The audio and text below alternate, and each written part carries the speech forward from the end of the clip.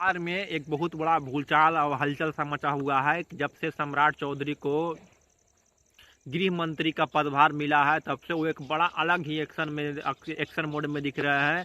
अभी उनकी वर्तमान में तुलना यूपी के सीएम योगी आदित्यनाथ के तुलना से द्वारा किया जा रहा है कि ये सम्राट नहीं है, बुलडोजर सम्राट। कि पूरे बिहार में जितने भी सरकारी जमीन पे अतिक्रमण किया गया है, उस अतिक्रमण को हटाने के लिए उन्होंने कहा था कि भू माफिया को हम जिंदा नहीं छोड़ेंगे, या तो उनको गाड़ देंगे जमीन के अंदर, नहीं तो गया जी के जेल में बंद करेंगे, नहीं तो गया जी में पिंडदान कर देंगे। ये बिल्कुल ही बात सही है कि अतिक्रमण हटना भी चाहिए, क्योंकि बिहार में बहुत ज्यादा अतिक्रमण हो रखा था।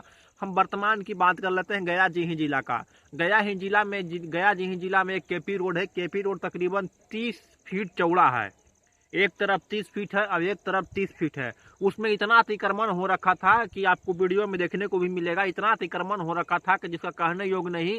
अगर उसमें आप घुस गए तो एक मोटरसाइकिल निकालने के लिए इंसान रोना पड़ता था, जबकि उस 60 फीट चौड़ा रोड है, उसको अतिक्रमण कर करके 5 फीट में बदल दिया था।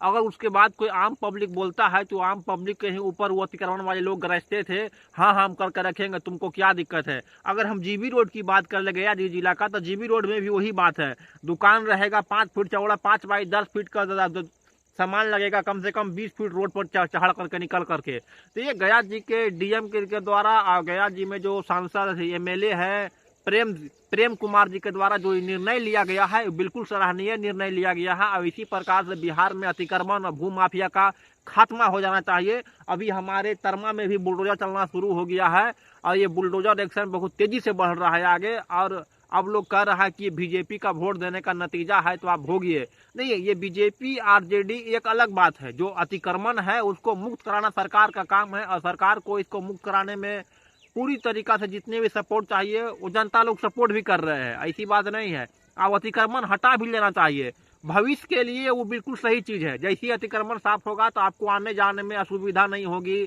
ऐसे आने जाने में बहुत असुविधा होती है। ठीक है, आदरणीय सम्राट चौधरी जी के द्वारा कि आप डिप्टी सीएम भी है, आप गृह मंत्रालय आपके अंतर्गत है, तो भू माफिया पर तो आप लगाम लगा रहे हैं। अभी देखना है कि आप दारू माफिया पे कितना लगाम लगा पाते हैं। जो दारू दिन दहाड़े बिकता है, या दारू बिकने में कहीं ना कहीं ये पुलिस का भी हाथ है और नेताओं का भी संरक्षण प्राप्त है। तो जरा इस पर भी कार्रवाई कीजिए। जो दारू बेचता है, जो दारू माफिया है, अब दारू माफिया को कितना जल्दी से जल्द आप उखाड़ने का काम करते हैं। अब देखने को बिहार की जनता अब देखना चाहती है कि दारू माफिया को, जिस प्रकार से बिहार में दारू शराब बंद है, अब शराबबंदी पर भी जरा कड़ा एक्शन लीजिए।